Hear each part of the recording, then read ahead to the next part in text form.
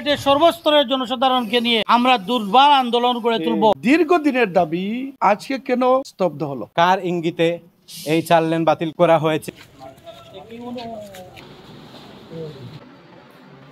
সমস্ত প্রক্রিয়া শেষ এবং বরাদ্দ হয়েছে 4,275 কোটি 7 লক্ষ টাকার মতো। সরকারি একটা বরাদ্দ হওয়ার পর কে বা কারা একটা অদৃশ্য শক্তির মাধ্যমে আমরা জানতে পেরেছি টাকাগুলা কেটে অন্যত্র নিয়ে যাওয়া হচ্ছে।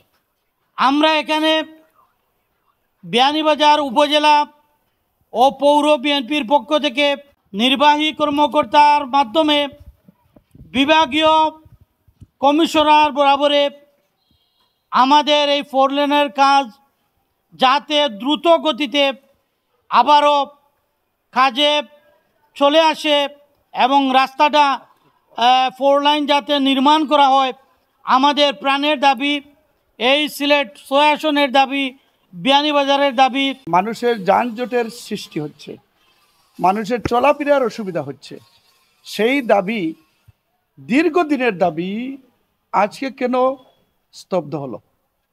আমরা এই কয়েকটি উপজেলা ঐক্যবদ্ধ রয়েছি এই দাবির আদায়ে, সকল ঐক্যমত্য, এবং আমরা যে কোনো মূল্যে এই দাবি পূরণ করতে আমরা প্রস্তুত রয়েছি এবং আমাদের দাবির সাথে সবাই যেন এই ঊর্ধ্বতন মহল একত্রতা পোষণ করেন অনুরোধ করছি।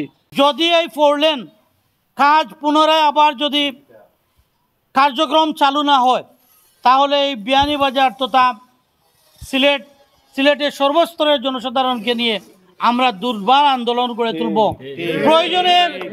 প্রয়োজনে আমরা অবরোধ হরতাল দিতে বাধ্য হব, আমাদের ন্যায্য অধিকার থেকে যাতে আমরা বঞ্চিত না হই।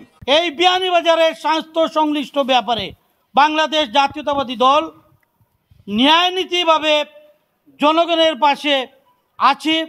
আমরা একটাই দাবি করছি যে অন্তর্বর্তী সরকারের প্রধান যারা উপদেষ্টা, স্থানীয় সরকার মন্ত্রণালয়ে যারা দায়িত্বে আছেন এবং বিভাগীয় কমিশনার সর্ব প্রশাসনের দৃষ্টি আকর্ষণ করে বলছি, আমাদেরকে বৃহত্তর কোনো আন্দোলনে ঠেলে দিবে না। কোন কারণবশত হঠাৎ করে বাতিল করে দেয়া হয়েছে তা আমরা জানি না, আমরা অবগত নই। বাংলাদেশ জাতীয়তাবাদী দল বিএনপি সবসময় উন্নয়নে বিশ্বাসী। 4 লেন আমাদের বিয়ানীবাজার সহ অত্র 4 থানার প্রাণের দাবি ছিল। সেটি কেন, কার ইঙ্গিতে এই 4 লেন বাতিল করা হয়েছে আমরা জানি না।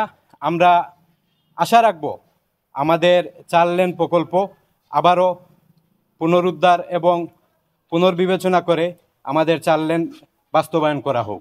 আমরা বর্তমান সরকারের স্থানীয় সরকার মন্ত্রণালয়ের সুদৃষ্টি কামনা করছি এবং এই মন্ত্রণালয় সহ যে কয়েকটি গুরুত্বপূর্ণ দায়িত্বে এই প্রকল্প রয়েছে ওনাদের সুদৃষ্টি কামনা করছি, যাতে করে এই প্রকল্পটি পুনর্বিবেচনা করে অতি সত্বর আমাদের এই দাবিগুলো বাস্তবায়ন করা হয় এবং 4 লেন প্রকল্পটি বাস্তবায়িত হলে আমাদের সুতারকান্দি স্থলবন্দর হয়ে এখানে অনেক ব্যবসা বাণিজ্য শুরু হয়েছে এবং ব্যবসা বাণিজ্য হচ্ছে এবং বিয়ানীবাজারে আপামর জনতা এই রাস্তার সুবিধা ভোগ করবে বলে আমি বিশ্বাস করি।